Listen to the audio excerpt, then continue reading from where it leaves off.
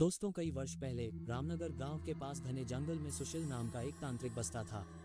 उसका आत्मविश्वास अत्यंत ऊंचा था और वह अपने तांत्रिक ज्ञान का गर्व महसूस करता था। उसका दावा था कि वह किसी को भी अपने वश में कर सकता है और उसकी तांत्रिक शक्तियों की मदद से किसी को जान से मार सकता है। इसी समय रामनगर गांव के युवा एक एक करके लापता हो रहे थे। कुछ समय बाद गांव वालों को समझ में आया कि तांत्रिक उनके युवाओं को अपनी तांत्रिक शक्तियों का शिकार बना रहा था। इस परेशानी के बाद गांव वालों ने एक योजना बनाई कि वे सभी मिलकर तांत्रिक का सामना करेंगे। एक दिन सभी गांव वाले तांत्रिक के घर पहुंचे, तब वह पूजा कर रहा था। उन सभी ने उस तांत्रिक को एक कुर्सी से बांध दिया और उस पर आग लगाकर वहां से चले गए।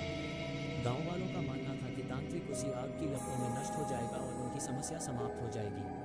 और वाकई में कुछ सालों तक सभी गांव वाले खुशी से रहने लगे। फिर एक दिन 4 युवक अपने शहर से घूमने के लिए निकल पड़े।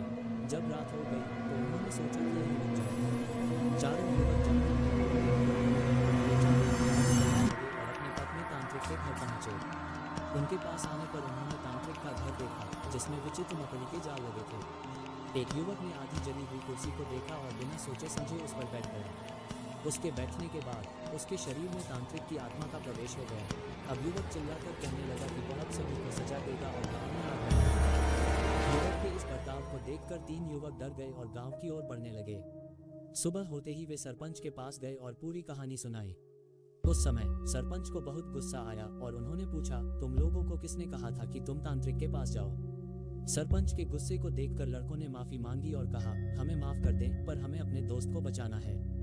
कुछ उपाय बताएं। सरपंच ने थोड़ी देर सोचा और फिर कहा, अगर वह लड़का कुर्सी से उठकर खुद को आग में जला लेता है तो शायद तांत्रिक की आत्मा उसे छोड़ देगी। सरपंच ने यह कहते ही देखा कि जिस लड़के पर तांत्रिक का भूत घुसा हुआ था वह कुर्सी पर आग लगाकर गांव की ओर बढ़ गया। अपने दोस्त को इस स्थिति में देखकर 3 लड़के तुरंत चले आए और वे गांव के लोगों से मिलकर उन्हें अपने दोस्त के पास ले गए।